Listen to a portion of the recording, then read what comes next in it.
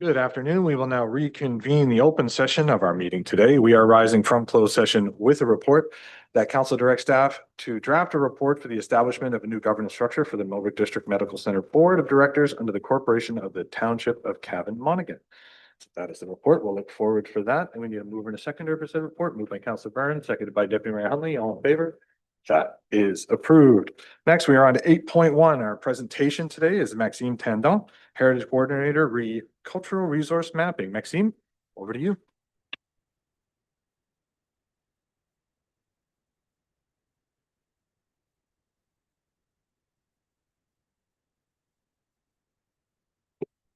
Through you, Mayor. Thank you so much. My name is Maxim, and I am the Heritage Coordinator for the summer. I'm on contract.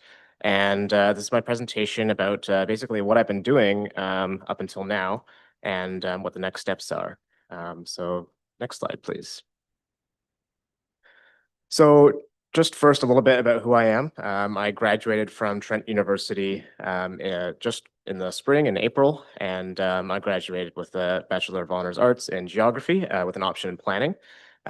So I was very fortunate to be able to find out about this project that Cavan Monaghan recently did in 2011 and be able to update it. So the purpose of my job this summer is to update a project that was previously done in 2011. And I'm also going to be going over the premise, the goals of what I'm trying to do this summer, how I'm going to achieve those goals, and the reception I've been getting, and some highlighted findings that might be of interest to you guys. So yeah, the purpose of this is cultural planning in general is a place-based approach to planning. So instead of using a blanket measure to try to solve issues that the entire township may face, it's very specific to different places. As you'll come to know in this presentation, I'm more talking about buildings. And so in this, to further the purpose, we're recognizing the community assets and resources and implementing these assets and resources into planning decisions. And then the direct uses that I've come up with for this project are to further tourism, education, and possibly further heritage and historical preservation. A lot of the buildings that you'll see in the rest of the presentation have potential to be designated, and recording them is just the first step in this potential designation if that ever may come to fruition. So, as I said before, this project was previously completed in 2011. What I'm doing now is basically an updated version of this project, but it's focusing on natural and cultural heritage. So in 2011, an interactive online map was created of the following assets that you see on the screen. So you've got natural and cultural heritage, cultural industries, occupations, organizations. So these are businesses, individuals who have jobs that further along the culture of the township, and organizations such as the Lions or any other cultural organization that you might see in Millbrook. And then you have facilities and spaces, so any space that may host an event, and then you've got those festivals and events and additional resources that can be schools. It can be any training programs. Fourth Line Theater consists or is a cultural industry. And the part that I'm focusing on is natural and cultural heritage. So by definition, in the 2011 report, these are areas of environmental, historical, and cultural significance. And I'm underlining historical and cultural because the part of the natural and cultural heritage that I'm focusing on is the built heritage in the township. So that is barns, churches, houses, and mills. So this is just a little snapshot of the online map. Now this is an interactive map, so all of the icons that you see on your screen are interactive, and you can click on them, and some information will pop up, usually just the name, the contact, if there is one, if it's a cultural organization, occupation, or industry. And for the additional resources, the natural heritage, not much information will come up, but you'll still be able to see what it is and where it is. And so my goals are to update, revise, and improve upon this map that you just saw on your previous screen. So in 2011, a lot of photos were taken of the natural and cultural heritage, the built heritage. And part of my task this summer is to take new photographs of these buildings. So since May 5th, I've been going to about 300 properties in the township and taking new photographs with the owner's permission. And I've been updating the condition of these buildings as well, because things may have changed since the last audit. Adding historical context, and I'm removing demolished or collapsed buildings from the map and adding potentially significant buildings to the map that may have been missed in 2011.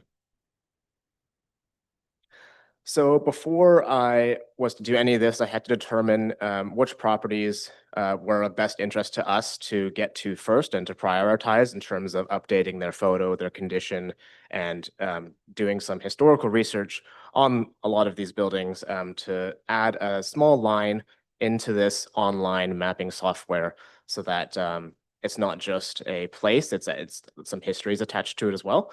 So a lot of my research has come from this Green and Pleasant Land. A lot of it has come from the property owners that I'm speaking to when I ask them if I can take photos of the building. I also ask them if they know anything history-wise about their property, about when it was built, about who it was built by. I also consult a website called onland.ca, and that shows a historical registry of all of the previous landowners up until modern times of any lot and concession in the township.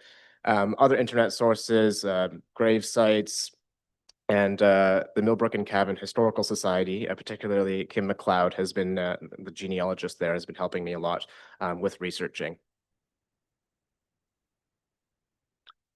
So my when I determine properties of interest, I will go to them and I'll drive there, I'll take new photos, and I'll update the condition of the building. So how this works is I will go up, I'll knock on their door, I'll tell them about what I do and what I'm doing, and ask them if I may take a photo from their property. If they say no, I'll leave, and all we can do at that point is take a photo from the road, which is completely fine. If they say yes, which is an overwhelming answer, we will take 2 or 3 just from the outside, nothing identifying, and update the condition, and I'll ask them more about what they know about their building. And sometimes they'll have questions about historical designation, and I'm not there for designation, and I say all we're doing is having your building on the map as a cultural resource. And all this is made possible by a app developed by ArcGIS called Field Maps. And the folks at County GIS customized a map within this app for us, and it allows me to fill out fields and send directly to my manager, Karen, who may approve or disapprove of the changes I've made, and send it back to Peterborough County so that it can be made public.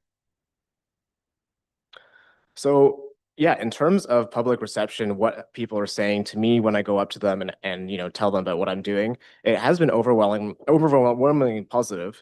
And I found kind of 3 key themes in the folks that I do talk to. The first is that most are very willing to share the history that they do know about their property, and they're interested in what they can find out more. Usually when I tell them something I might know that they haven't come across yet, they kind of rekindles an interest in their family heritage or just their property's history. And I find that really good just to connect with these property owners that may have not known something about their property. And now they've kind of got a newfound interest in their history, especially family genealogy. And this has also led to a lot of new discoveries on their part and on the township's part. There's a lot of things that me and that aren't in the Green Pleasant Land, and things that I didn't know that I'm coming to learn, and vice versa with the property owners. And I think that information sharing is really contributing to keeping the culture steady and keeping the history alive in the township. So just some findings to highlight. There's lots of interesting things that I've been able to come across in my project here, but I've highlighted 4 really important ones that I thought might be interest to you. So the picture that you see on the slide here is the oldest Justice of the Peace office still standing within the township. It is on a property on Wharton Line, and it's really amazing that it's still up. There's a 1867 bell at St. John's Church in Ida that was brought from Toronto by William Lowe, and I'm forgetting the other name that brought it up there, but it's really historic, and it's just cool to have some of these stories that were, you know, at one point may have looked like they wouldn't have been forgotten, and now they've kind of been rejuvenated. And Squire Sowden's house remnants, which will be on the next slide, are still there and on public land. And the Adam Scott Mill Barn and House, built in 1829, the summer kitchen part of the home and the barn are still up. And there's a lot more historical buildings, from 1830s onwards that are very interesting. So in front of me on the left, or on the right, if you're looking at that screen, will be the foundation, if you will, of the Squire Sowden House. This is on the part of the Millbrook Valley Trail system. It's not right on the trail, but it's only like a 1-minute detour up a hill on the old mansion grounds. On the right top of your screen, the barn built by Adam Scott, either in 1829 or just after. And then St. John's Ida with the original bell inside of it. Unfortunately, you can't see, but it is in there, I promise. And yeah, next slide. So in doing this project, I've gotten a lot of help from my manager, Karen Ellis, and all of the township staff that have supported me in this and looking up years of when things were built and helping me with my research and helping me learn proper protocols for doing the type of work that I'm doing. Tammy Sikma and the Peterborough County GIS staff have done a great job in developing the section of the app that has allowed us to do this work. Field maps, I wouldn't have been able to complete this project without the technology that has been made accessible to us. And their lessons that they've given us on how to use it are also very, very useful. Kim McLeod from the Historical Society has helped me a lot. Again, she's a genealogist, and she's very, very interested and helpful in terms of finding names and dates and history and attaching it to the buildings that are still in the township. And then all of Cavan Monaghan Council and the property owners that I've been speaking to that have given me a lot of information about their homes. So thank you everyone for listening to this presentation. And if you have any questions, please let me know.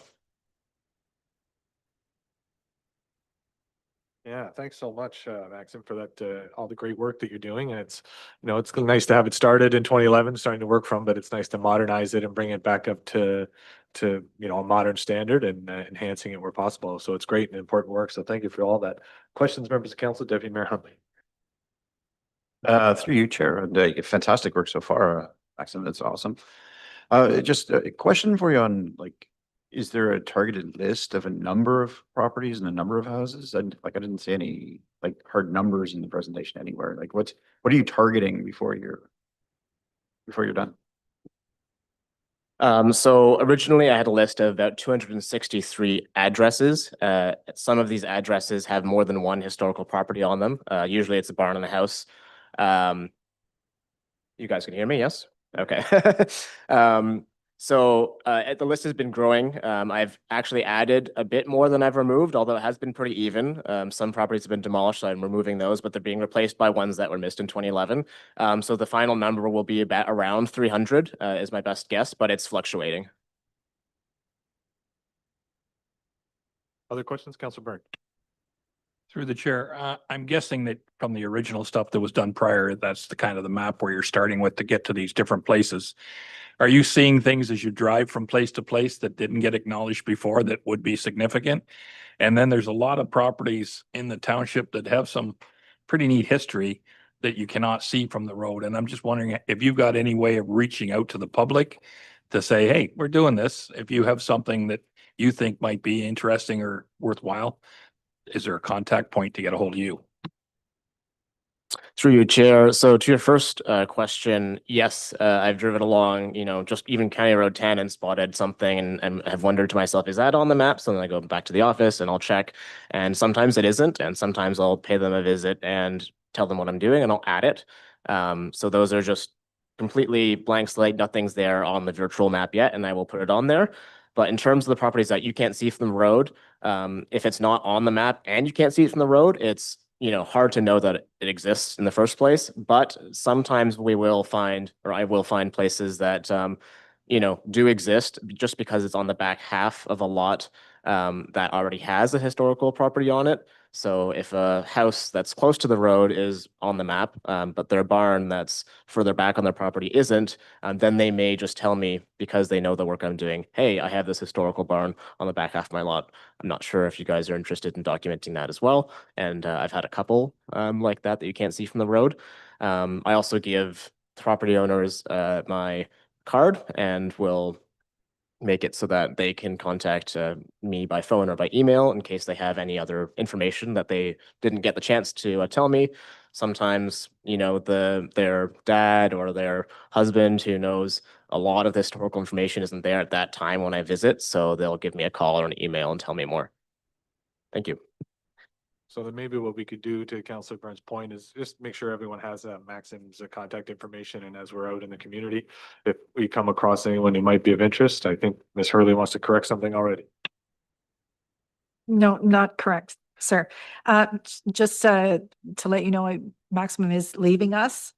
So his time is up. So when is your last day?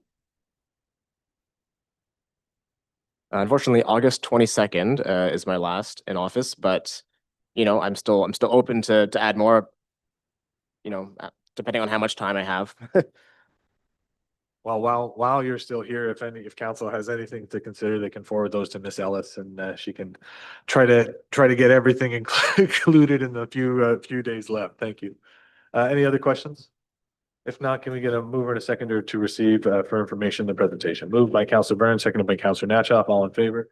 That is approved. Thanks, Maxime, for all your work, and we'll look forward to milking you for another week or thereabouts for getting everything in there. Thank you.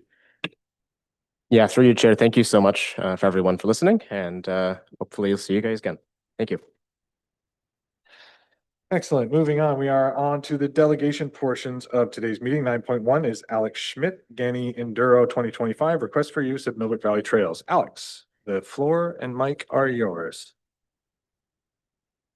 Through you, Chair. Thank you, Mr. Mayor. Hello, everyone, council members, public. Here again this year to bring forth the delegation request for our mountain bike race that we run annually in the Millbrook Valley Trails. So our race is called the Gani Enduro. It is an enduro mountain bike race to be hosted on October 5th. What an enduro mountain bike race is over the route that we post, there are 6 time segments throughout this 42-kilometer course. We start and finish at the Agricultural Fairgrounds, downtown Millbrook. And this year we're offering 2 courses again. We're offering a long course and a short course. The difference this year is we've put the barbecue at the finish as opposed to in the middle like the previous years. Again, this year we'll be insured through Oasis Outdoor Adventure and Sports. This is the final race in the Provincial Ontario Enduro Series, as well as this is the first ever Ontario Provincial Championships for Enduro mountain biking. So we have the honor to be the inaugural provincial championships. There's national championships, but there's yet to be an Ontario Provincial Championships. So that's a super exciting point for us this year. So in terms of participants, last year we had 145 riders with a larger increase in the female participation, which was very good to see.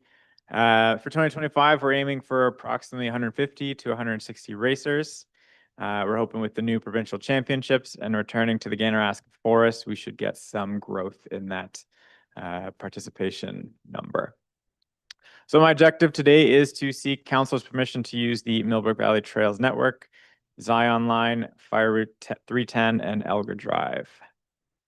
So this is the long course for our race. So the green dot up in the top right is the fairgrounds.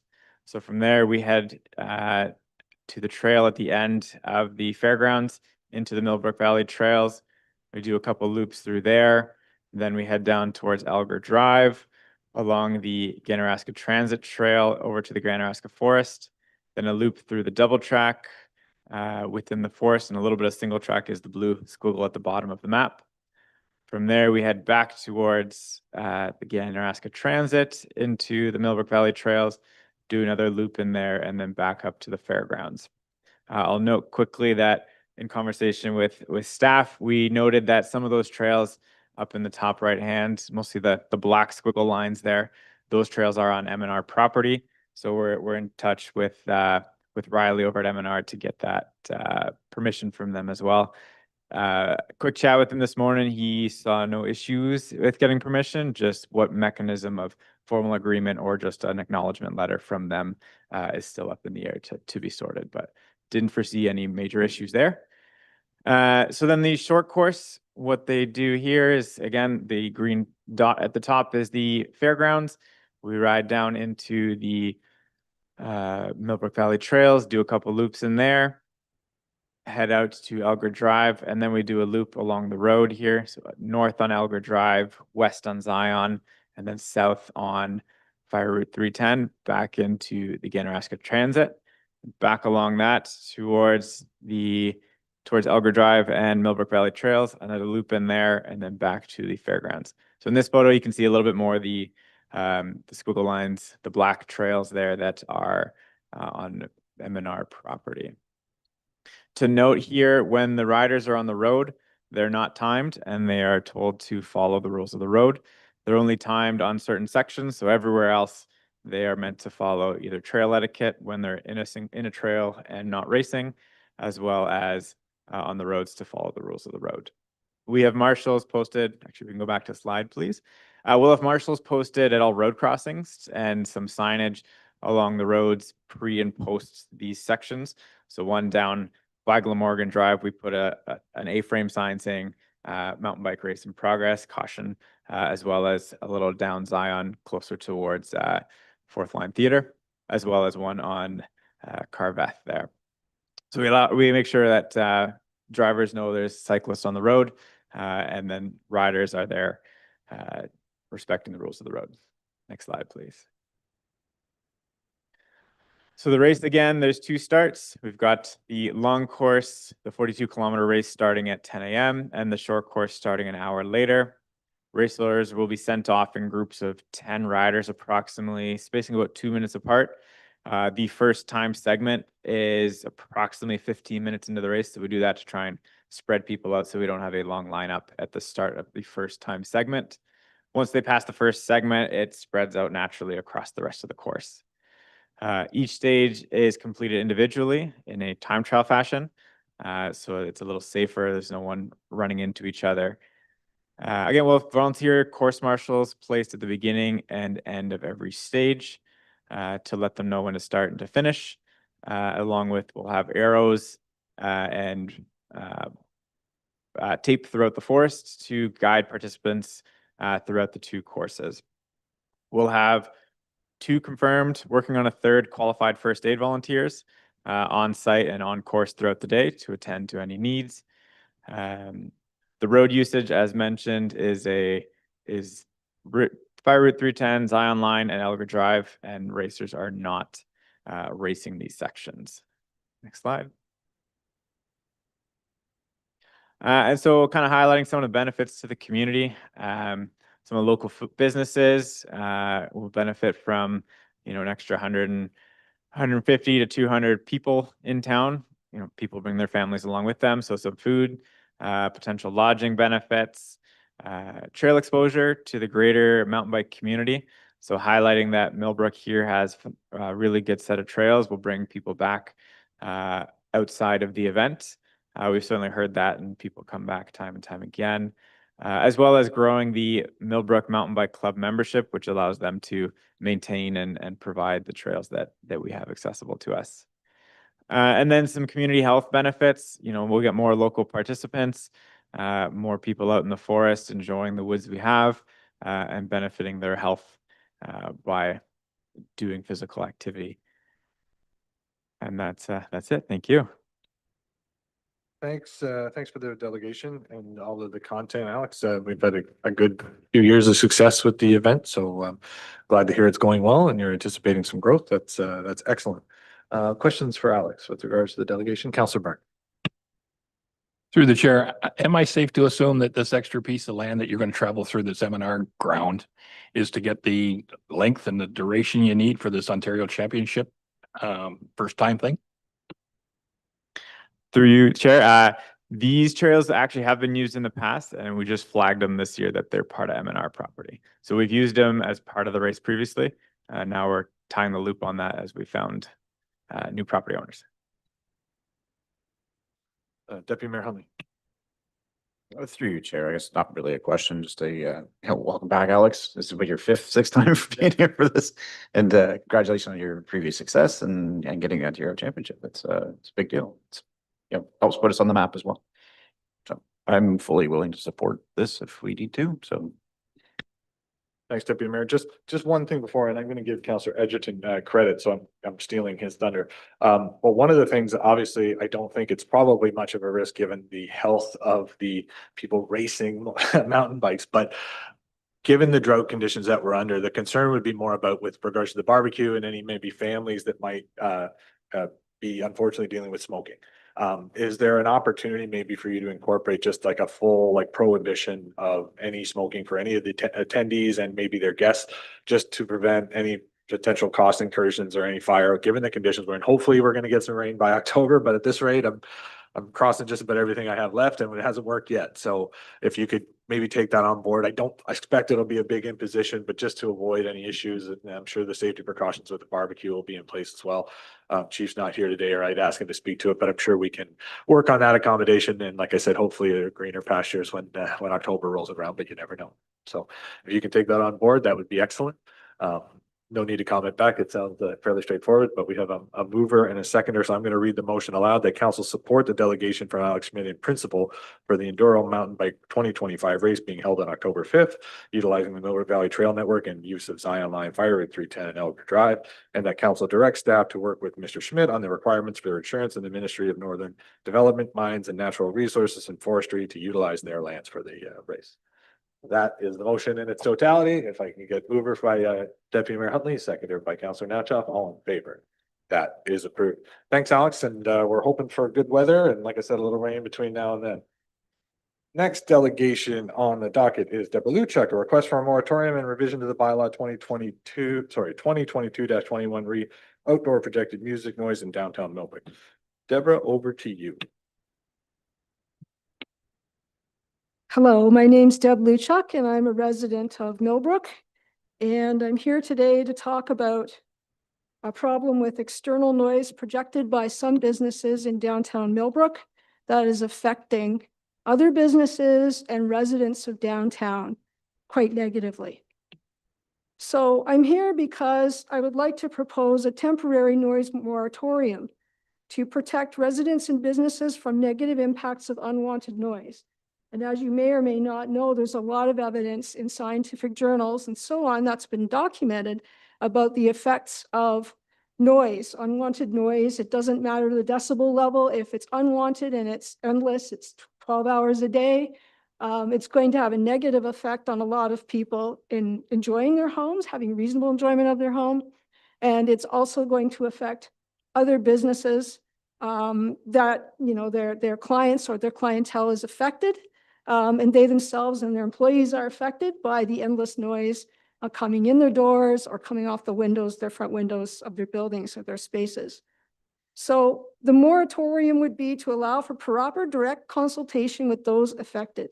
So previously, when this bylaw was discussed in 2021, we were in COVID. So this may have been part of the problem, but council of the day, as far as I was able to find out before this delegation, did not do any meaningful one-on-one consultation with the people who would be most affected by the projected noise, particularly the residents and businesses on the south side of King Street. And so there was a lot of stuff on social media. In fact, a lot of people commenting on it that didn't live downtown or didn't work downtown, that were talking about how the music should continue. It's quaint. so on and so forth, but there was never any consultation directly with those people, as far as I know, if someone can correct me. So I think it's time to modernize the municipality of Cavan-Monaghan's current noise bylaw to prohibit unwanted noise projecting from the outside of any business or residence on King Street between Tupper and Hay and Union Streets. So the effects on, if you could move to the next slide, please. Okay, unwanted noises affecting residents, business owners, employees' mental health, concentration, sleep, and the ability to work, especially for home-based businesses. So there are people in those apartments that are operating their businesses. The noise reverberates off the windows. It's that loud. It speakers up at the top of the lower level of these businesses, and it's blasting out into their windows so that they can't work in their house.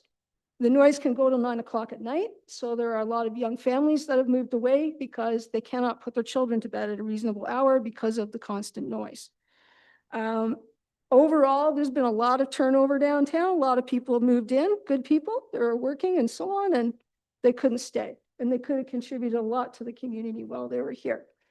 Again, this is anecdotal. This is me talking to the neighbors downtown. Maybe slide, please. Okay, so there's a lack of soundproofing in heritage buildings.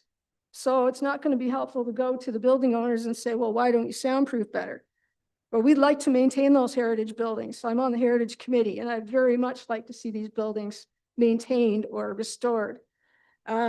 Residents can't escape the daily projected noise, even with their windows closed. So never mind that a lot of them don't have air conditioning right now, and they can't open their windows for a cross breeze through an apartment. They have to keep the windows closed. So it's constant noise. And let me just say that noise is any unwanted sound. You don't like the music, or it's too loud for you, or you just need peace and quiet. It's noise. Okay, noise is not music. At that point, it's music if you like it, but it's not music if you don't want it. Okay, so next slide. Fairness and equity. One or more businesses should not be allowed to project music that negatively affects many others' physical and mental health, enjoyment of residences, pursuit of livelihood, or business operations. And we have done a little bit of look into legislation on noise at the provincial level, and people are supposed to be able to have reasonable enjoyment of their residence.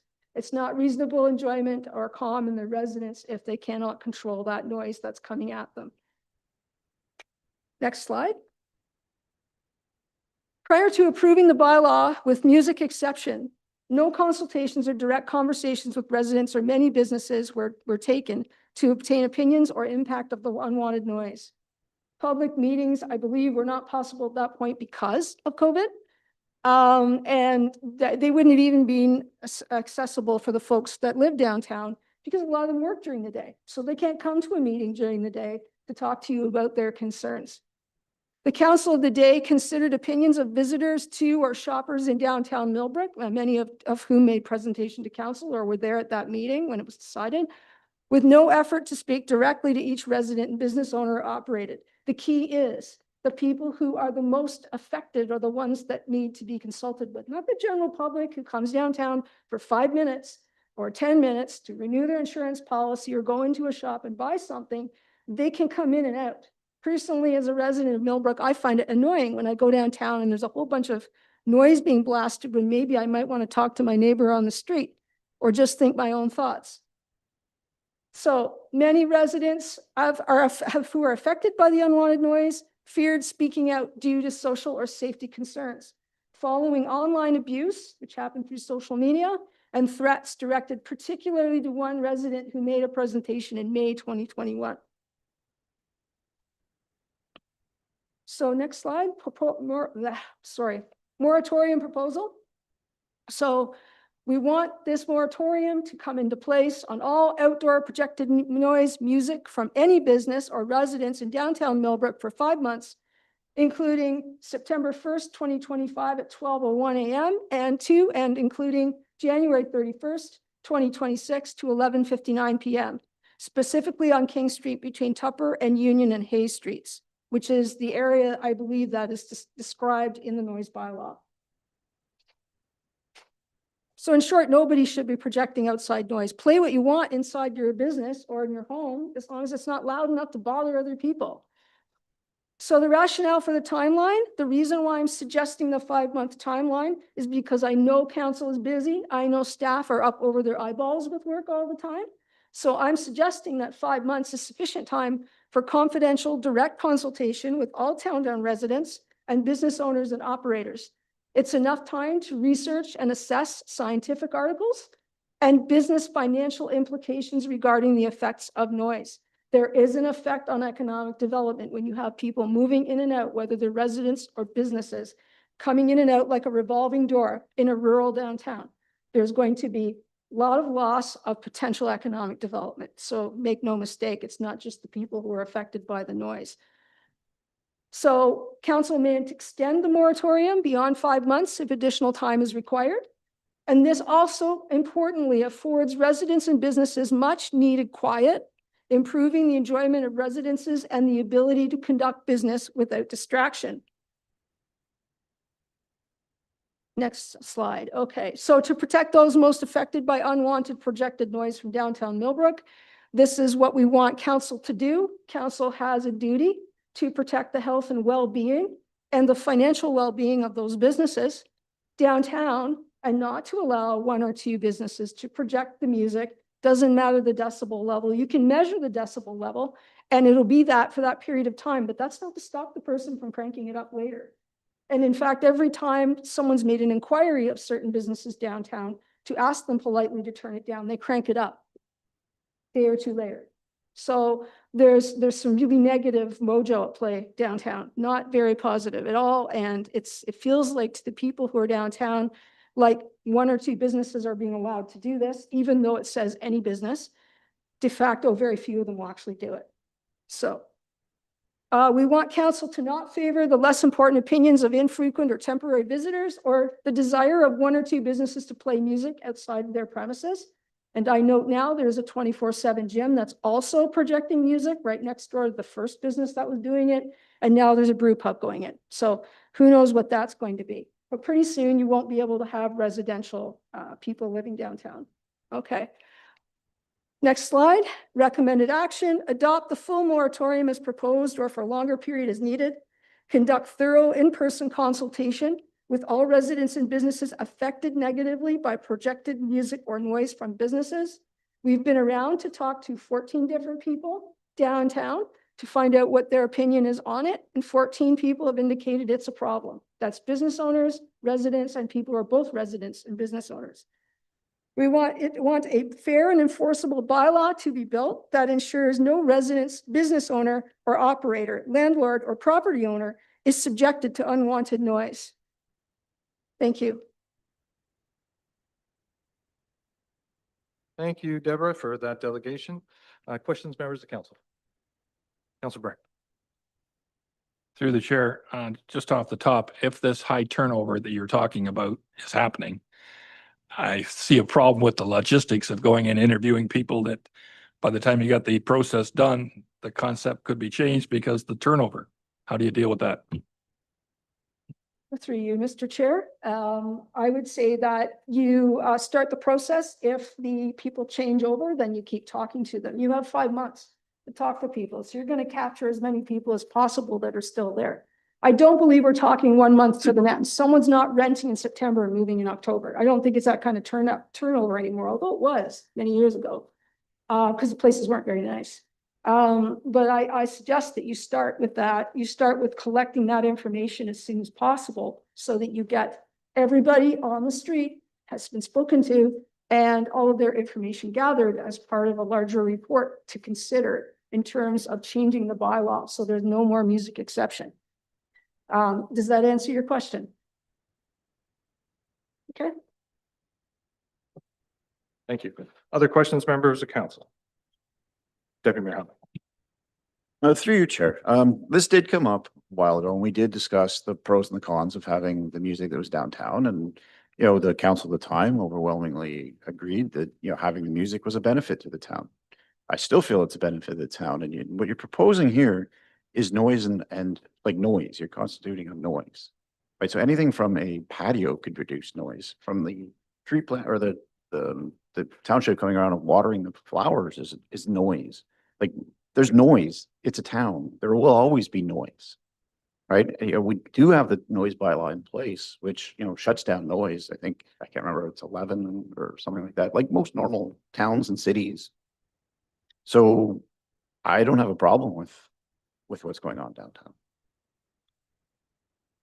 Through you, Mr. Chair, there are a lot of people who do have a problem who live and work downtown. And I will comment that other patios, such as the Peddler Bistro and Lance's Business, you don't hear a lot of music on their patio. You might hear something coming out of the door of their business, the door is open.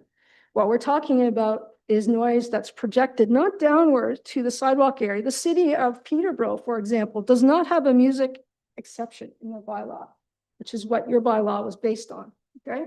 So they strictly enforce it. So when you walk past a business, a patio in Peterborough downtown, you don't hear it blasting across the street. You'll hear it right in the vicinity around that patio, and it's probably because the music's projected downward and at a much lower volume level, if at all. It might be just coming from an open door. And so I don't live in Peterborough, but I've consulted with people who frequent the downtown, and that's what they've said to me. People have said, you know, you don't hear that. You're down on the street for any length of time. It's not blasting to the point where somebody across the road on George Street up in an upper apartment has it reverberating their windows. And so music, I love music. I love all kinds of music. I'm not objecting to music, but I'm objecting to people being subjected to it 12 hours a day at any volume level. The bylaw is not specific enough with the noise exception to allow bylaw enforcement officers to go in there and assign a reason, like a serious fine, not $150, to get people to turn it down or whatever. There's no stipulation about decibel level. There's nothing in that noise exception, music exception in the bylaw. We need it to be more specific. If you want music on the street, it shouldn't be blasting off the windows of other people's businesses or residences. And so you can't just say it's nice to have music when over 14 people that we talk to are negatively affected by that. 14 people versus 1 or 2 people who want to play whatever the heck they want on the street. And that's just not acceptable. You're affecting people's livelihoods and their health. Health is an issue. Unwanted noise is an issue. It causes mental and physical health issues. So this is not a question of whether we like music or not. I like music. I like to walk into a business and listen to whatever music is playing. But I don't agree that you should have a bylaw that allows people to play whatever music that's no holds barred. There's nothing about volume. There's nothing about speaker placement. There's nothing there that would just keep the music right in front of those businesses. And that's what we're objecting to. Thank you. Any other questions, members of council? Councilor Byrne? Through the chair, and I'll plead ignorance because I don't go downtown very much, but I have a hard time going downtown Millbrook and finding any business that's open 12 hours a day. I find most of them don't open till Wednesday, and it's usually in the afternoon, and they're not there very long. So I'm not sure what you're referencing. I'd have to look into it further. But just to that point, doesn't seem right to me somehow. Yep. Yeah, a couple comments. So the one thing that I take a little bit of issue with is the insinuation that you know what conversations have been done by members of council at various times throughout history. That's what the insinuation is, that no conversation, wait, excuse me. I'm just saying, that's the only part I take issue with. And there's a lot of statements in there being kind of condescending about no engagement, no communication whatsoever. And that's an assumption. That's a very condemning assumption that I don't think is fair, because I've certainly never been asked what was done about what I've done, but I'm being told that I didn't do anything, which is not really fair, and I'm not trying to make a big deal. I'm just saying, it doesn't feel fair to insinuate certain things.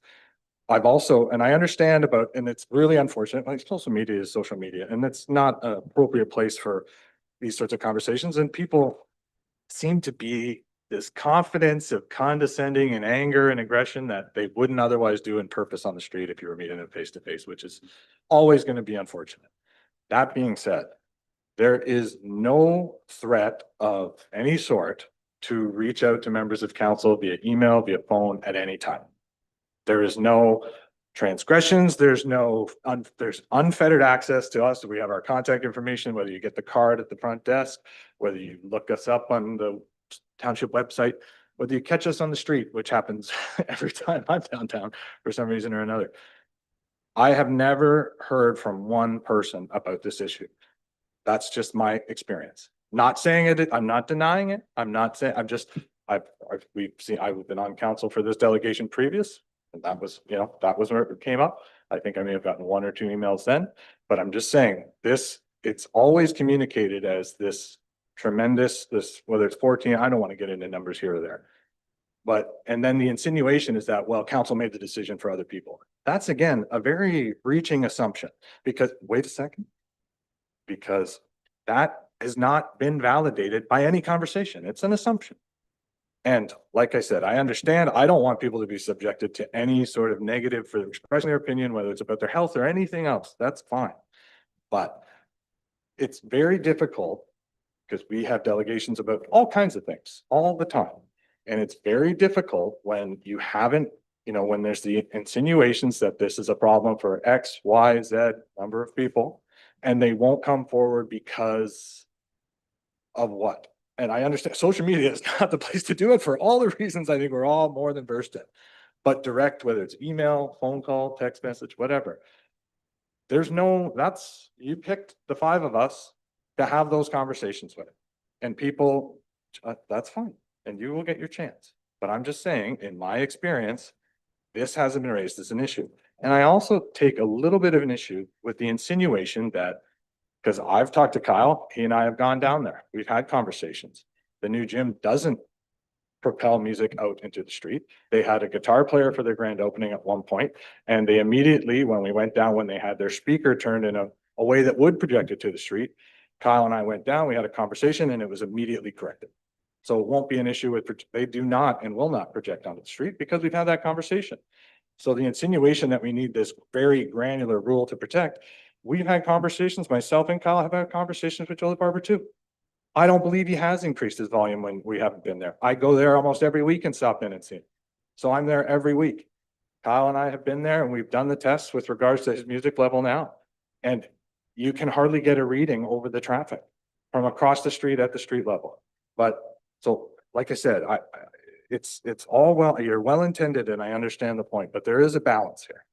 It is a very urban, it's the only urban area that exists in the municipality. And there is going to be noise on the street. There's street festivals, there's street events, there's things of this nature. And in my experience, the one business that does propel music has been more than accommodating to say, hey, listen, this is too loud. We've had some issues. Can you work with us? Absolutely. No questions asked. Sorry. I must have hit the dial or bumped it by mistake, or maybe the bass was off in the other recording. So the issue or the insinuation that we need to have a full moratorium, I don't think is feasible, but maybe there is something within the bylaw, because I believe it's somewhat old, that staff can look into and sort of see if it's up to modern standard, because this is an evolving technology with various readings and things of that nature.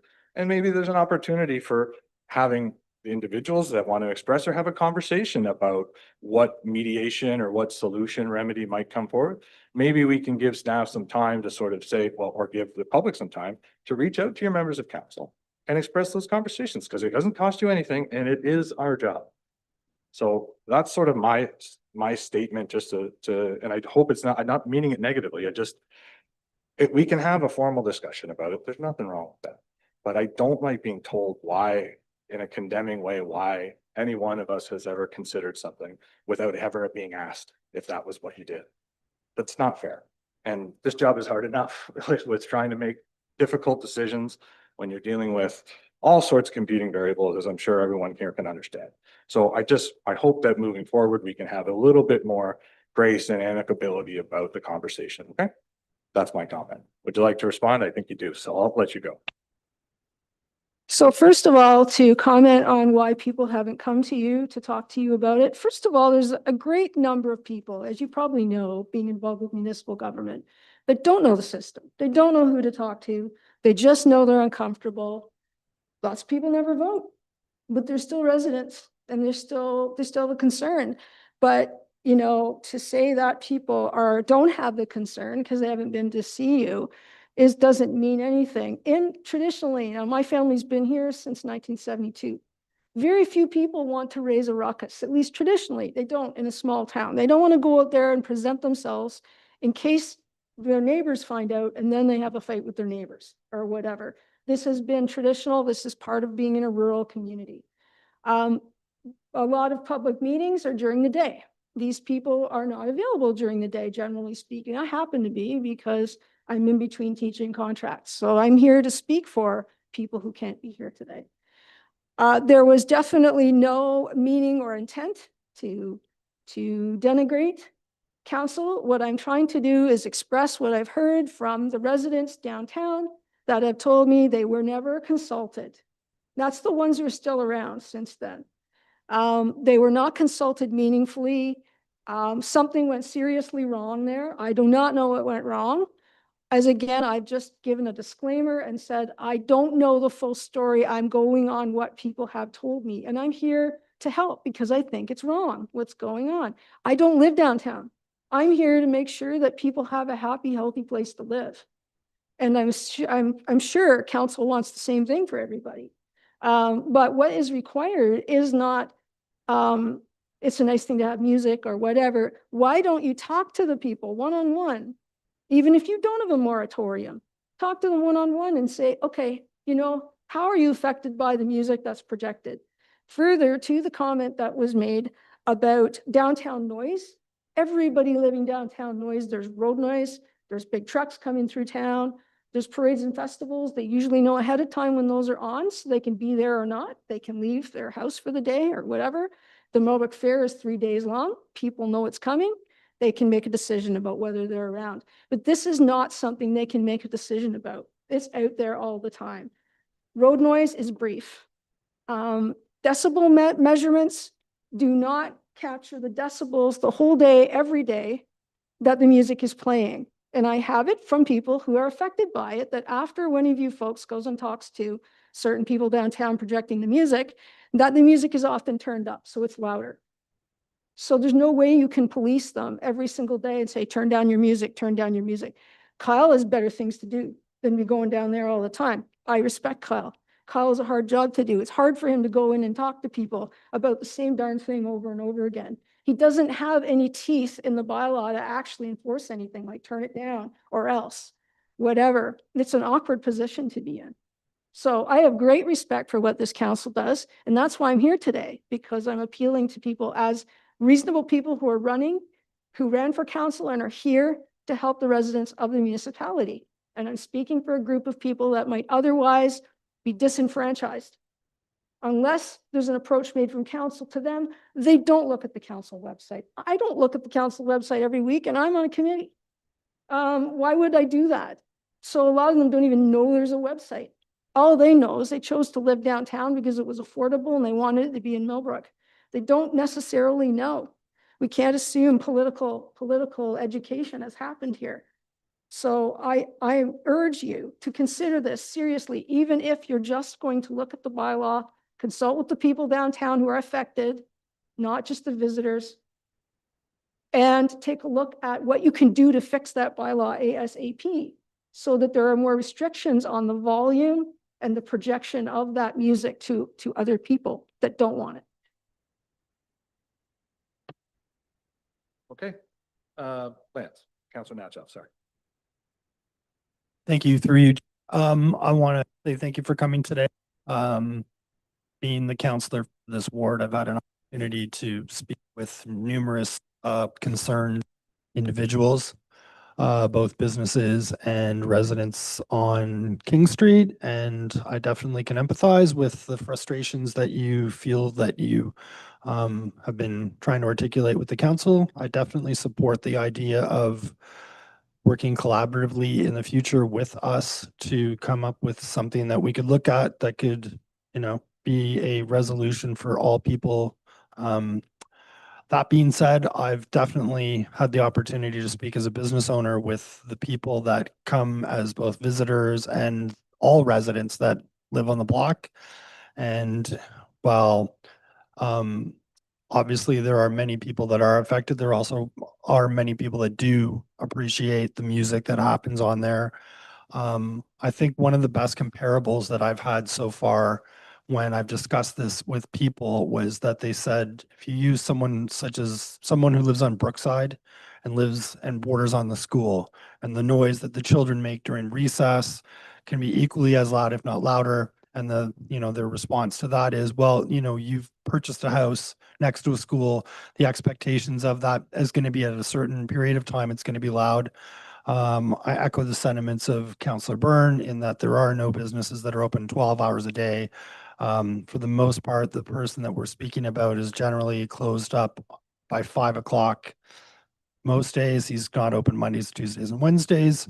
So it's a very difficult kind of circumstance for us to, as a council, try to balance the wishes of the people that live immediately there and those that come to visit the village, both shops and business owners. So I support what you guys are coming forward with. I just think that we need to kind of have a greater understanding, speak more with the public of what their concerns are, and collaboratively kind of come up with something that can be done. And I do thank Mr. Phillips for the time that he does spend on trying to juggle the bylaws. And you are made aware of what happens with the businesses, with the people when they do make complaints, and you act, accordingly and quickly. So I'm looking forward to seeing how the rest of council chooses to want to go forward with this, but thank you for coming today. Yeah, so there's been some discussion. I don't see any other hands, but what we can do, like, it doesn't sound like, I think a moratorium out of the ether is a bit drastic, but maybe what we can ask do is for staff to review the bylaw and come back and report to council at a future date. I think there's opportunity and openness to seeing how other municipalities and other urban areas have dealt with this. There's no harm in taking a look. Gives opportunities for input, that there's no animosity. I don't know any counselor ever that I've ever come across that would ever divulge the name of an individual who came to them with a personal concern. I don't know if it's ever happened in Peterborough County. I'm sure maybe it has somewhere, but if you ask for confidentiality, you can have it.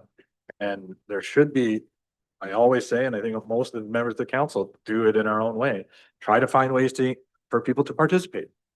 That's all you can do. It's hard enough to take these part-time jobs and take the responsibility on in addition to our livelihoods, families, etc. So it's another step to suggest that there's this time and compensation to go door to door every single, for months on end. I don't think that's reasonable either. But if people really care about things and really have a concern that they want considered, it's very unfettered, completely available to reach out, whether it's scheduling an in-person meeting or otherwise. So that there'll be some time while staff does their due diligence and comes back with a report. Ms. Hurley, Paige, is that amenable? Do I need to reflect something in a motion to do that? Or is council willing to, or is staff just, it seems we're getting some nods so they can do that work? Is council, can I get a mover and a seconder for staff to investigate and come back with a report at a later date at this time and receive the delegation for information? Moved by Councillor Nashoff, second by Councillor Byrne. Any questions about the motion? All in favor? That is approved. Very good. Thank you for the delegation. Yeah, thank you. Okay, moving on here to 159. We have the minutes of the regular meeting held June 23rd, 2025. Be approved as presented. Any issues with those minutes? Moved by Councillor Byrne, seconded by Deputy Mayor Huntley. All in favor? That is approved. Minutes from committee and boards. I can do these two together, that the Sustainability Advisory Committee meeting minutes of January 30th, 2025, and the Municipal Revitalization and Heritage Advisory Committee meeting minutes of March 20th, 2025, April 30th, 2025, and June 5th, 2025 be approved as presented. And I get a motion for both of those minutes, moved by Councillor Byrne, second by Councillor Edgerton. All in favor? That is approved. Last, we have 11.3, Kevin Monaghan Public Library Board meeting minutes of May 20th. For you received for information, gonna get a mover for those minutes as well. Councillor Natchoff, seconded by Deputy Mayor Huntley. All in favor? That is approved. On to the report segment. Report 12.1. Karen Ellis, Planning Department, Cultural Mapping Update, just an extension or filling in more of the gaps with regards to Maxim's work. Karen, over to you. Thank you, Mayor Graham, members of council. Planning Department Report 2025 26 is to be received for information. The purpose of this report is just to close the loop on Maxim's presentation to you, to further confirm that this work is an update of work that was completed in 2011. We did decide to start with the built heritage environment as a priority because that we felt was the most important collection of information that we require to improve our practices moving forward in terms of preserving our cultural and historical assets. Further work will continue after Maxim has left the employment of the township in terms of updating the festivals and events and the businesses. That's something that staff is going to fit into the holes in the work program, and it's less intensive in terms of actually visiting sites. So that's why we prioritized the program the way we have. I do again want to thank Maxim for his excellent work this summer. We also need to be very thankful to Peterborough County and the GIS department. They have been excellent. And I just wanted you to know that that service has, with the app, has made a whole difference to this project, and we are very grateful to them. In addition, the partnership that we've entered into with the Historical Society, this is kind of, we've done a little bit before, but this was our first bigger kind of step to working with them, and it has worked out fantastic. So we are grateful to their expertise, and I look forward to working with them on further projects. So moving forward, we will be using this. The information on the cultural mapping does provide the photos that you've got a snippet of today. There's also additional historical information that we will use to build a resource moving forward should we want to look at designating properties in the future. So again, to emphasize, there's no list of properties to be designated. We would confer with property owners before we entered into that type of exercise, but we wanted that historical information on record so it was there for the people moving forward. In addition, the last thing I want to say is if there are people in the community who have information or have stories about their property, it may not be a physical asset, but it might be a story. We are happy to collect that information and add it to the map. So with the app, we can continually update and add information. So having said that, I think it's been a successful project, and we look forward to people enjoying the new mapping. Yeah, it's an excellent project and excellent work and really, easy to interact with and access. So that's and obviously there's a little tech savviness required to navigate the various web pages, but it's great to have that archive and collected cultural history, in a place where it's preserved and accessible for everyone. That's fantastic work and a great project. So thanks, Maxim, again for that. We probably won't see you again at council, but it's we really do appreciate that work. So thanks to you and thanks to the county for the support with regards to that as well. Is there any questions about this, Councillor Byrne?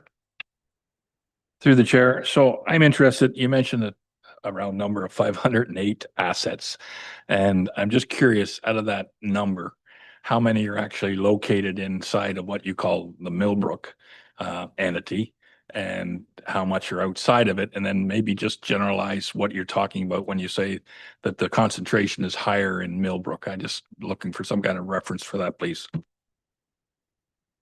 Through you, Mayor Graham, to Councillor Byrne. So the assets themselves are the physical assets and the festivals and events are concentrated in the general Millbrook ward.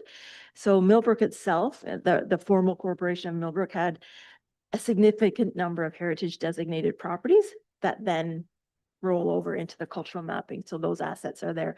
But that the fair is in Millbrook, the downtown has their events associated with the BIA. So lots of things are concentrated in Millbrook, but there are assets outside of Millbrook that tend to be more the physical and the natural environment hazards. So we haven't, to be honest, we haven't calculated by location necessarily how many of each type are in each area, but the mapping, you can see the grouping of assets. So you have a visual idea of where things are concentrated. Having said that, the mapping does need to be updated in terms of businesses, people, and events. So there are a number of events and people and businesses that are no longer here that need to be culled from the map, and we need to add new ones that have arrived since 2011. Thank you, Ms. Ellis. Seeing no other questions, going to move her in a second to receive the report for information. Moved by Deputy Mayor Huntley, seconded by Councillor Natchez. All in favor? That is approved. Next, we have Mr. Phillips, second quarter building department development statistics. Kyle, over to you. Thank you, Mayor and Council. The recommendation from the report before you is that Council receive Building Department Report 2025-27 Development Statistics, second quarter 2025 for information. Thank you. Brief if there ever was. Questions for Mr. Phillips, Deputy Mayor Huntley. Through you, Chair, to Mr. Phillips. I was trying to follow the numbers in the table I can recognize, but in the financial impact below, your last sentence is the township development charge revenue total 476,000, inclusive of water, wastewater development charges.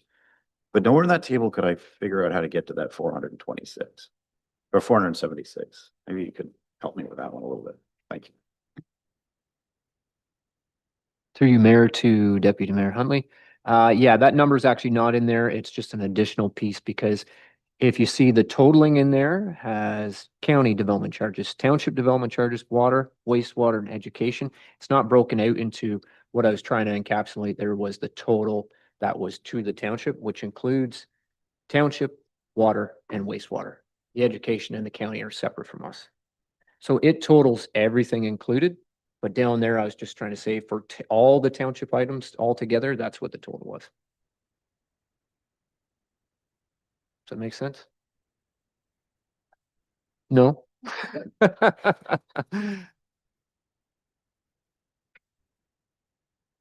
I may, yeah, I don't know. It doesn't work, no? Township 190. So either way, township's 190, water is 91, wastewater, so that should be, that's under 400. That's close, that should work. Yep. It works to the cent, I mean.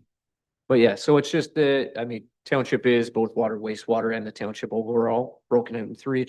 It's another spot to see what the total that the township collected beyond what the overall total was. If you want me to break it out so it's more clear on the next report, I can itemize it with the township separate and keep the county and the education component out, if that makes sense.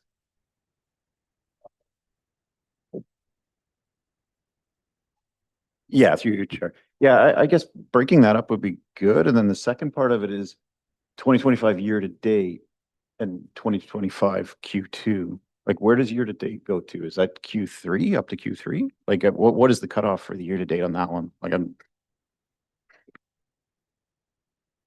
Through you, Mayor, to Deputy Mayor Huntley. Don't want to get that wrong again. So that's just inclusive of quarter one. So it's quarter one, quarter two. The other one is quarter two alone. That's how we've kind of always presented it. Again, if there's another way that makes more sense to council, I'm open for it. Thank you, Kyle. Question, Councillor Byrne. Yes, through the chair. So you mentioned in the one plan subdivision. Could you reference that to me so I know which one we're talking about, please? To you, Mayor, to Councillor Byrne. One, do you mean down in the notes of the other part? So we have one current subdivision that's ongoing. Yeah, Tower Hill North, we had about, forget at this point because we're above that now, but in the realm of 30 to 40 homes through there. So that's been the bulk of the raise in permit fees. You'll see that we're trending higher than what we budgeted, but it's because a few of them have now finally came on board. So that's homes are generally, especially in the residential, a full house is higher in permit value than one deck, whole bunch of garages. So that's been the kind of the key is that has actually started this year. Yes, through the chair. Can you tell me how you calculate?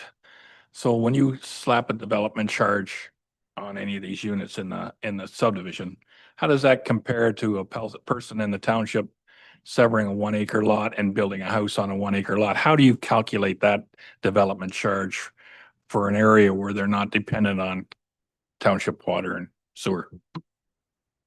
Through you, Mayor, to Councillor Burns. So that's broken out in our development charges bylaw already. So a single family dwelling is one set charge, no matter where it is in the township. And then there's the additional water and additional wastewater DCs that are collected here. They're also broken out once we get into townhouses and then apartments, they're all broken out and they're all spelled out in the development charge bylaw separately. Councillor Nassau, is that a question? Oh, sorry, my mistake. Okay. Seeing no other questions, thanks, Kyle. We'll make some tweaks with regards to the fiscal layout next time and go from there. Can I get moving a second to receive for information? Moved by Deputy Mayor Huntley, seconded by Councillor Edgerton. All in favor? That is approved. Next, we are item 12.3, Public Works, full scope accreditation of the drinking water quality management system, operational plan. Jessica and Wayne are both here. Jessica's going to take the lead on this one. Excellent. You just stay put, Wayne. Thank you. Thank you. Through you to members of council. Before you is Public Works Report 2025-12, full scope accreditation of the drinking water quality management system operational plan. This is the second step in the accreditation process. This plan, no problem, I'll get closer. This plan outlines the township's commitment to safe, high-quality drinking water and the policies and procedures and responsibilities required to meet these regulatory standards. The two recommendations before you are that council endorse the contents of the full scope DWQMS operational plan for the Millbrook drinking water system as presented, and that top management, as defined in the operational plan, be delegated authority to endorse changes to the operational plan of minor and administrative nature. Thank you. So this is the second phase of accreditation that we just went through in the spring, correct? So this is like, is this the final one or is there yet another phase? Okay, so this is it. So this is now full accreditation, signed, sealed, delivered. Okay, very good. Questions, members of council? Councilor Brand. Through the page, or Chair to Jessica, on page 88, you reference a change that's being made, adding 3 different sizes of piping. And I'm trying to figure out why at this point in the game that's coming into focus. Through you, that was actually a recommendation from our auditor. When we did the first step, he recommended that we include those lengths just so that there's more clear and concise information on those pipes in Millbrook. Well, Through the chair. So that'll change again as this future development expands. At what point are you now? Like what did you add? Like where are we at in the new subdivision on that scope of things? Through the chair, we have only included what we have taken over, assumed. Thank you, Wayne. It's only up to what we have assumed. None of the new infrastructure is township owned as of yet. any other questions?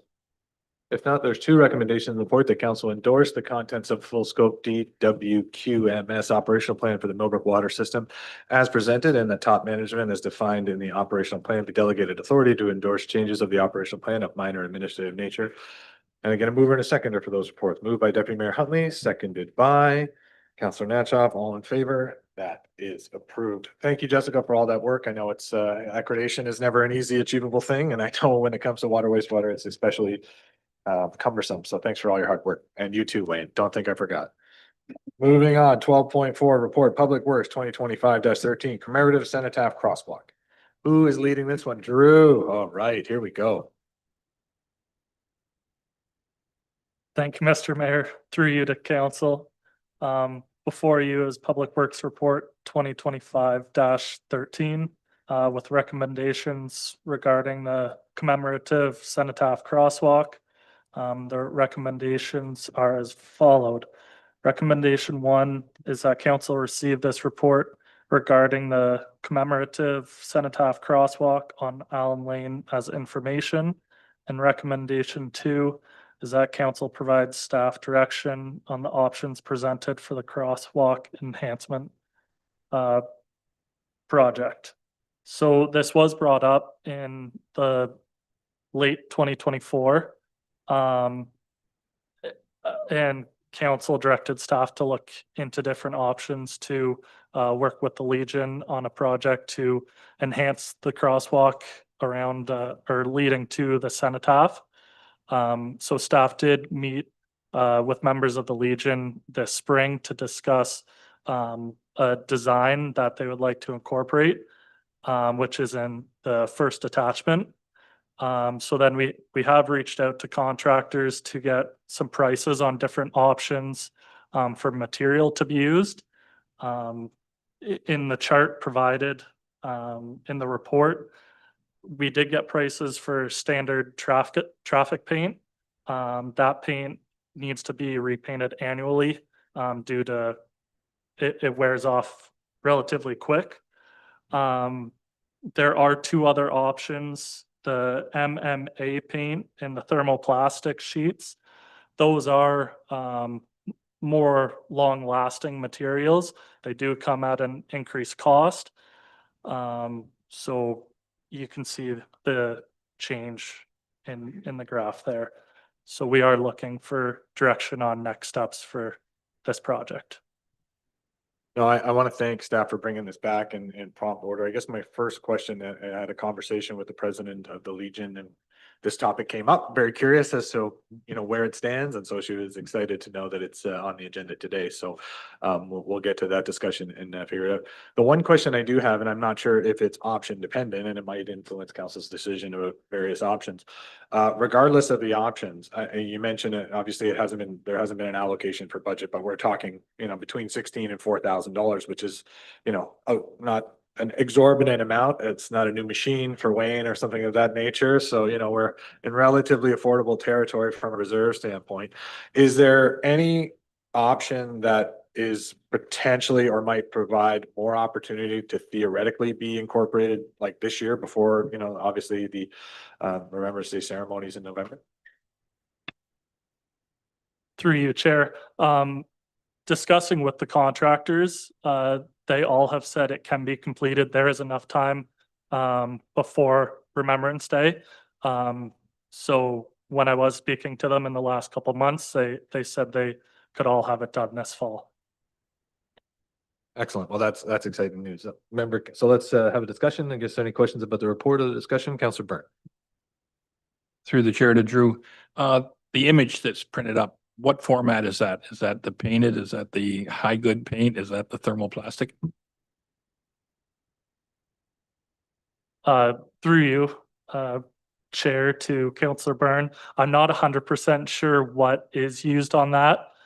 This was just an image that we were able to pull offline. There were a couple different designs that we were discussing with the Legion, and this is one that they did like the best. So I did send it to the contractors when I was discussing or getting quotes from them. And using a stencil, they said they can make it look pretty good. So they said it wasn't an issue. It wasn't too detailed or anything like that. So. Through the chair. So I'm going to guess the same contractor could do all three formats, whatever we chose. I was just hoping from the first question to find out if anybody's looked at anybody that's done anything in the thermoplastics, whether it's this type or anything else. Because for like 3 times the cost, it's the same lifespan. That I just having trouble with that, wrap my head around it. And the other thing I'm interested in, we painted fancy red and white on the shoulders of the road years ago downtown that were supposed to last longer than they did. How does this reflect to the cost for doing that type of work when we did it and it almost needs done again? Through you, Chair, to Councillor Byrne. So I was discussing prices with different contractors. Not all contractors do typical traffic paint and thermoplastic. So these are prices from different contractors. And yeah, so there is different variables that go into it. Obviously with the standard waterborne traffic paint, it does wear off fairly quick. And that's what we use currently downtown. It is the cheapest and we apply it every year to freshen it up. But it does wear off fairly quick. Whereas these other paints, we don't have as much experience with it, but we do use thermoplastic sheets. For an example, going down to the Millbrook School here, the school ahead and slow ahead wording on County Road 10, those are thermoplastic sheets and they were installed August of 23. So they've been there approximately 2 years. And my opinion is that they really haven't aged that much. So I'm hoping we can get a couple more years out of them at least. Thanks, Drew. That was a great answer. I think, if Other questions? Sorry, I should go to everyone first. Deputy Mayor, go ahead. Through you, Chair, Drew. I guess I'm for, let's get this done this year, and I'm sure that's probably what the chair is going to come up with shortly. But I guess it begs the question, looking further down the road, not to be funny, but I mean, if we're painting these things every year, I mean, there's an opportunity obviously to incorporate this into the annual painting, but I mean, for the cost difference of this versus the MMA paint, maybe we'd be looking at the whole program a little bit more in depth, and see, what are we budgeting every year to do that paint? And, could we stretch it out and use a higher quality paint and get more last out of it on all of them? But just kind of thinking a little bit further down. But yeah, I'm sure the mayor's got something prepared, but I was kind of going to ask Drew in a similar vein is that, I'm think the MMA paint is an interesting option because it's a middle of the road, but it would also potentially, and Drew, maybe you can correct me on this, it might give us some insight into this quality of product. If it shows a lot of wear or it wears quite well and we get to 3 to 5 years, as much as we might not want to spend on an annual basis, maybe a third or 30% more in our painting. To your point, if we're getting an extra 2 years out of it and not having to do it on an annual or as frequent basis, there is an economy of scale there that might make sense. And if we haven't experimented with this MMA paint, this might be a very small microcosm example of something to consider, and then future might inform the quality of product that we use for the roads that we are painting in our jurisdiction. So before I go to Drew, is that reasonable, or is there lots of, I mean, we're not the only municipality in the world painting roads. Are you familiar with this MMA paint and the variability and expectations, or is it something discussed in the good roads world? Through you, Chair.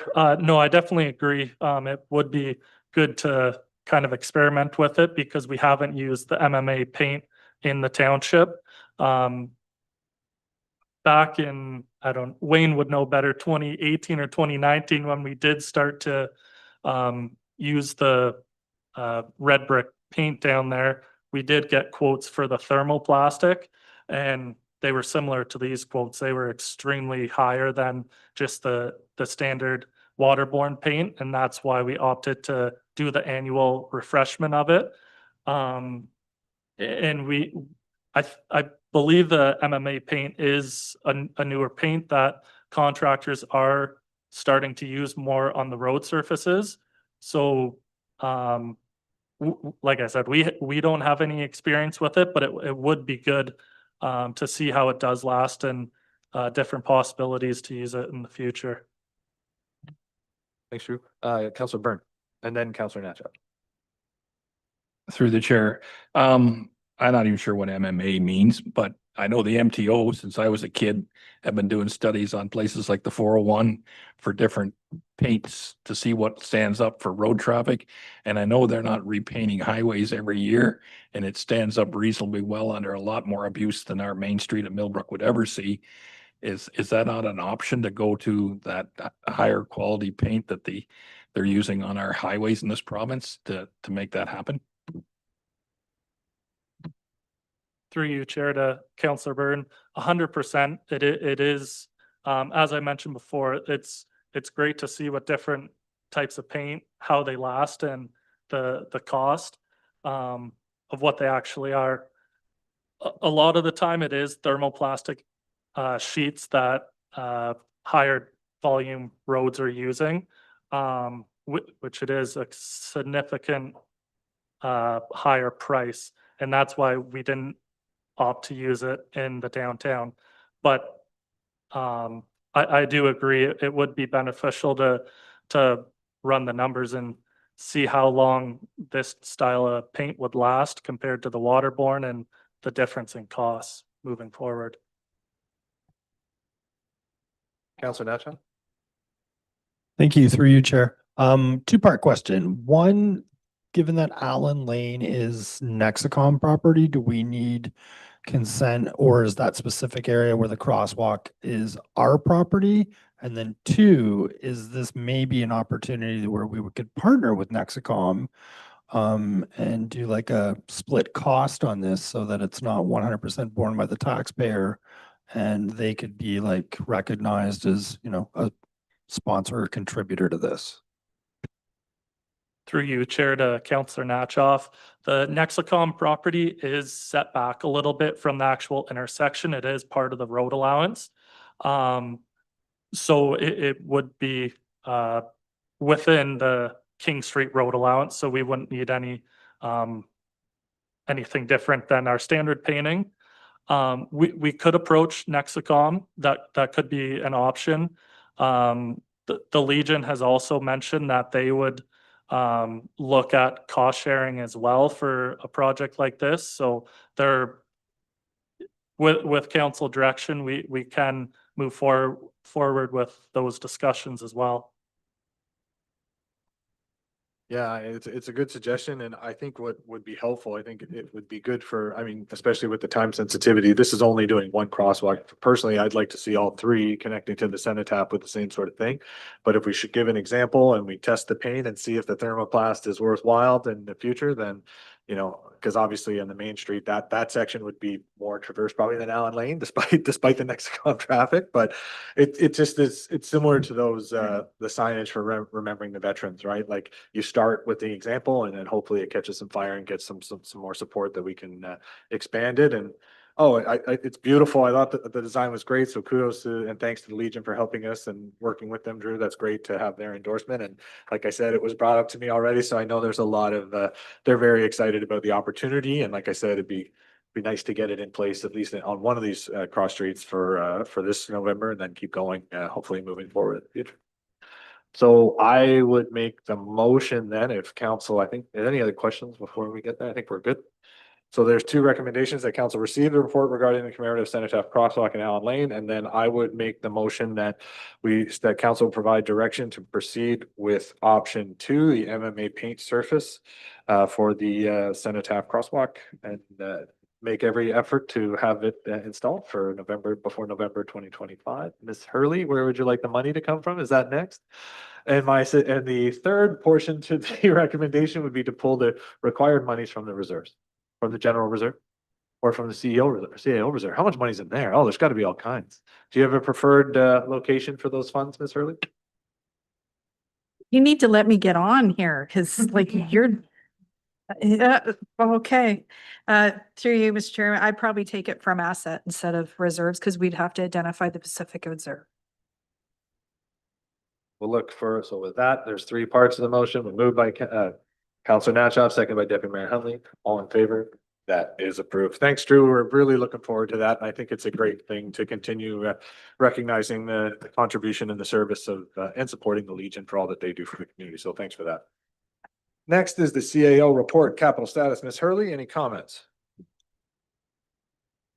No comment.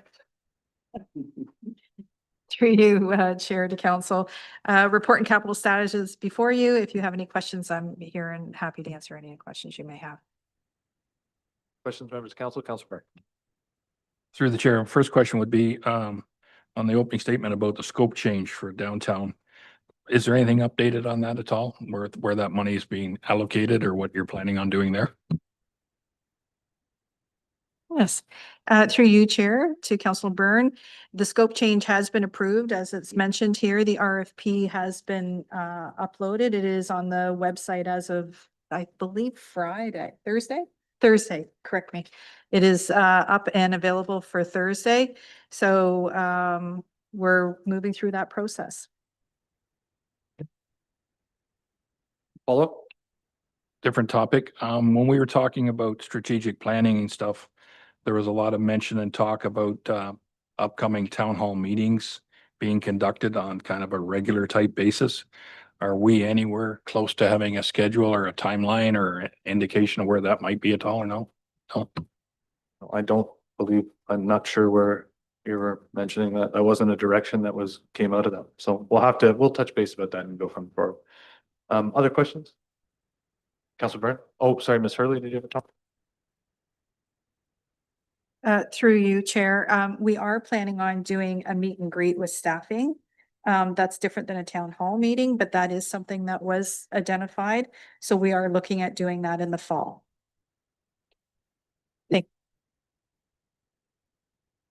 Through the chair, more of a comment. I was talking to Drew earlier. So one of the things there they were talking about with the hot mix up on the Wilson 13th and the Bland 14th line. It's coming along nicely, and we discussed the possibility of looking at the drainage on Bland line while it's got this construction underway. So I was happy with the progress they're making there. Okay. Any questions with regards to the capital report and status? If not, we'll take a mover and a seconder to receive that for information. Moved by Councillor Edgerton, second by Councillor Natchap. All in favor? That is approved. Council and committee verbal reports. I know most of the committees are still adjourning for the summer. I will say that we did have Deputy Mayor and I served on the first meeting of the task force for the recreational lands. That went really well, and we're working on another follow-up meeting to make some urgent decisions about some funding opportunities next Monday. So that was a great one. Councillor Byrne, I saw your hand, sorry. Through the chair, yes. Just going to mention in the upcoming event stuff, I didn't see anything about the accessibility committee that was just created. That's going to have a meeting on August 28th, I believe, at 1 o'clock. Have I got that right? The clerk's looking at me, but I thought that was the last. Okay. Yeah. The other thing I was going to mention is on Thursday, August 14th, the Conservation Authority in Kawartha Lakes is running a free guided tour through what they call Durham East Cross Forest.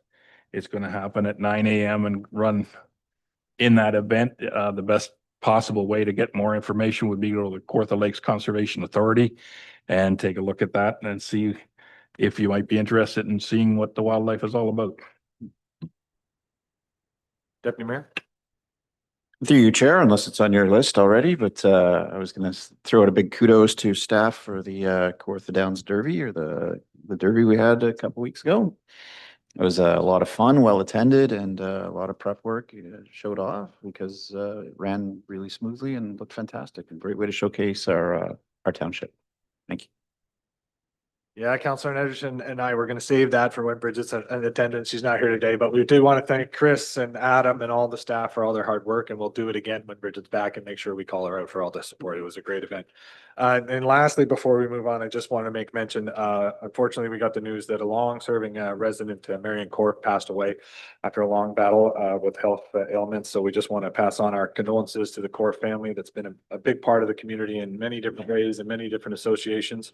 And obviously express our condolences to George at what I'm sure is a difficult time. So I'm sure the Legion will be full on Saturday, and I'm sure a number of us will be there. So condolences to that family. Can I get a motion to receive those verbal committee reports for information? Moved by Councillor Edgerton, second by Deputy Mayor Hunley. All in favor? That is approved. There is no general business. There are no correspondence for information. There's no correspondence for action. There are no bylaws for review, which is great. The unfinished business, there is none. There are no notices of motion, seeing none. The confirming bylaw, that bylaw number 2025-38, being a bylaw to confirm the proceedings of the meeting held this August 11th, 2025, be read a first, second, third time, and passed this 11th day of August, signed by the mayor and the clerk, and the corporate seal attached thereto. And I get a mover for that confirming bylaw. Moved by Councillor Edgerton, second by Councillor Natchap. All in favor? That is approved. Lastly, motion to adjourn today's meeting. Moved by Councillor Natchap and Deputy Mayor Huntley. All in favor? That is approved. There are a number of upcoming events, as we were alluding to earlier. The Cavan Monaghan Accessibility Advisory Committee meeting is Thursday, August 28th at 1 p.m. The next regular council meeting is Tuesday, September 2nd, 2025 at 1 p.m. The subsequent Cavan Monaghan Public Library Board meeting is Tuesday, September 9th at 7 p.m. at the Millbrook Branch. The regular council meeting afterwards will be Monday, September 15th at 1 p.m. The Municipal Revitalization and Heritage Advisory Committee meeting is Thursday, September 18th at 9 a.m. And the Millbrook Valley Trails Advisory Committee meeting is Monday, September 22nd at 4 p.m. And then the subsequent Sustainability Advisory Committee meeting is Thursday, September 25th, 2025. Everyone watching, enjoy the rest of summer while it's still here. And please do, Chief's not here today, but do take expressed and explicit caution with fire. And we are still in a very, very significant drought. It's very crispy outside is the word I'm hearing most people refer to. So just whether it's cigarettes or anything of that nature, combustibles, be careful, because as we know, our neighbors to the north are dealing with some significant fires, and we're all at risk at this time. So diligence is required. So be safe out there, and we will see you in September. Cheers.